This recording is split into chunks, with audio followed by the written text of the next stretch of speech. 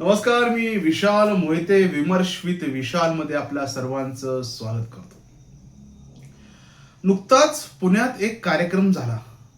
आमचे राहुल बाबा दरवेळीप्रमाणे राजकीय लँडिंग करण्यासाठी पुण्यासारखी शैक्षणिक भूमी त्यांनी स्वीकारली आणि त्यांनी खऱ्या अर्थानं छात्रों की गुंज जरी नाव दिलं असेल, पण त्याला स्वरूप आलं झूठ की गुंज याचं.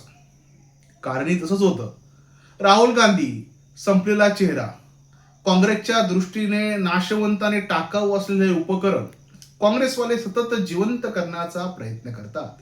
मेलेल्यावरती प्राणवायू फुकायचा, त्याला ओमस भटस्वा म्हणायचं आणि त्याला परत सज्ज करायचा.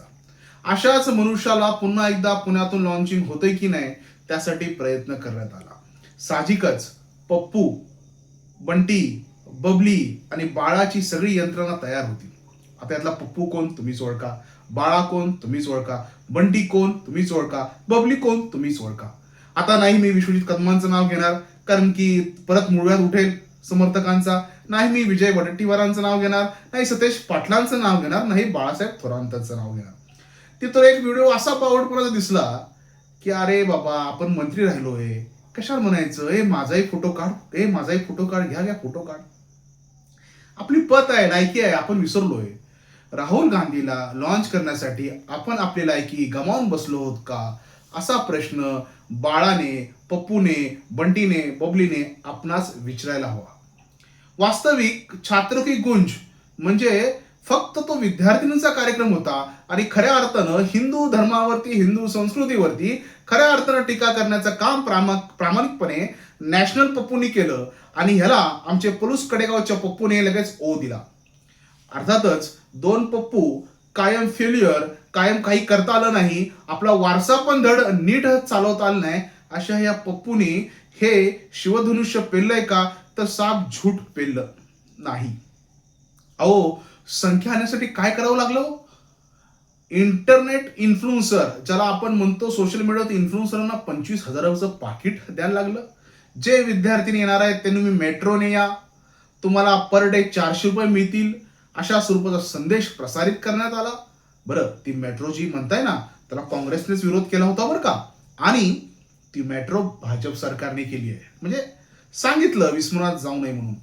बर, त्याच्यामध्ये काय झालं की गर्दी जमण्यासाठी किती अट्टहास.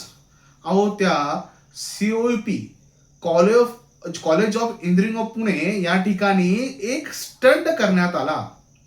म्हणजे सगळे हे बंटी, बबली, पप्पू, बाळा सगळे एकत्र घुसले आणि तिथे विद्यार्थ्यांना मारण्याचा नाहक प्रयत्न करण्यात आला. मला वाटतं किती गलिच्छ राजकारण. ज्या विद्यार्थ्यांच्या हातात पुस्तकांची पाटी द्यायची त्या विद्यार्थिनींच्या हातामध्ये काँग्रेस पक्षाच्या हाताची काठी देण्याचा प्रयत्न केला.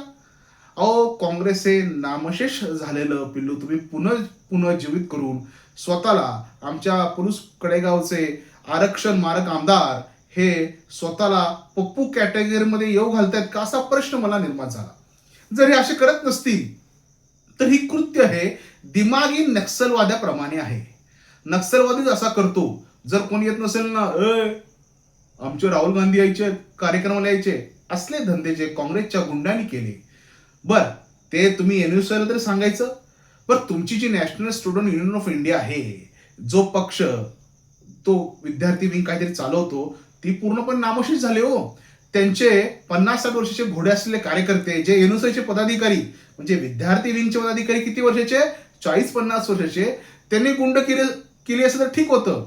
पण स्वतः विजय वडेट्टीवार, स्वतः माननीय सन्माननीय बाळासाहेब थोरात, सन्माननीय आमचे आदरणीय या मतदारसंघाचे पप्पू, परुस कडेगावचे आरक्षण मारक आमदार, कायम संविधानाला विरोध करणारे आणि वंदे मातरम विरोध करणारे आमदार, हे स्वतः त्या सीओपी मध्ये कॉलेजमध्ये जातात आणि त्या ठिकाणी जोर जबरदस्ती करतात. मला वाटतं विद्यार्थ्यांना जमा करण्याचा एवढा हट्टास राहुल गांधीसाठी होता. अहो, राहुल गांधी हे एक संपलेलं कॅरेक्टर, त्याला सतत पुनर्जीवन करण्याचा प्रयत्न. त्यामुळे ह्या नेत्याने आपली जी उरली सुरली प्रतिमा जी समाजामध्ये होती ती घालून घेतली. हा स्थिती काय आहे? आम्हाला यायचं नाही राहुल गांधींना ऐकायला, तर तुम्ही जबरदस्तीनं अगदी नगरवरून बाळासाहेब थोरात यांनी गाड्या पाठवल्या अहो इथून गेलेत, सातारा सांगलीवरून बस गाड्या गेलेत. अहो का? पुण्यात तुमचं मोठं साम्राज्य आहे. पुण्यातले काय विद्यार्थी आले नाही तो? पुण्यातले विद्यार्थी आले तरी तो हॉल भरला असता. पण तुम्हाला भीती होती, राहुल बाबांना कोण ऐकायला येईल, कारण की राहुल गांधींचा कायम पोपट होत आला. पण दुर्दैवानं या सगळ्या कार्यक्रमात विश्वजित कदम आपलाही उत्तमरित्या पोपट झालेला आहे. आपल्या बुद्धीची कीव करता येईल. मला वाटत नव्हतं की आपली पाती इथंपर्यंत पडेल. मला वाटलं ठीक आहे, ओके ओके ओके नेता आहे, पण ओके नाही, खोके नेता एकदम. आणि अक्षरशः त्या काही व्हिडिओ प्रसारित झाले, भारतीय विद्यापीठच्या विद्यार्थ्यांचे व्हिडिओ प्रसारित झाले.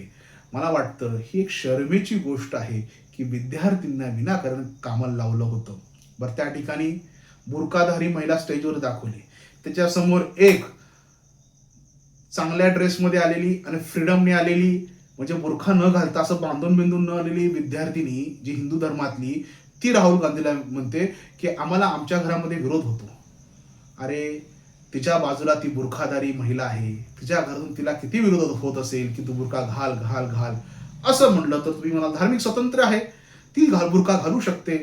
जेव्हा हम करे तो कॅरेक्टर ढिला, वो करेगा तो कुछ नहीं, अशा स्वरूपाची सगळी ही व्यथा मी मांडण्यासाठी व्हिडिओ केलाय. नक्कीच राहुल गांधींचं पुन्हा एकदा ते विमान लँडिंग व्यवस्थित झालं नाही, राजकीय लँडिंग झालं नाहीये, ते विमान बोंबरला आपटलं, त्याला तुम्ही कारणीभूत आहे. तुम्ही सगळं हास्यास्पद त्याला पोपटच केला त्याचा. पण पलूस कडेगावला नवीन पप्पू मिळालेला आहे. देशाचे पप्पू राहुल गांधी आणि पलूस कडेगावचे पप्पू तुम्ही बनला आहात.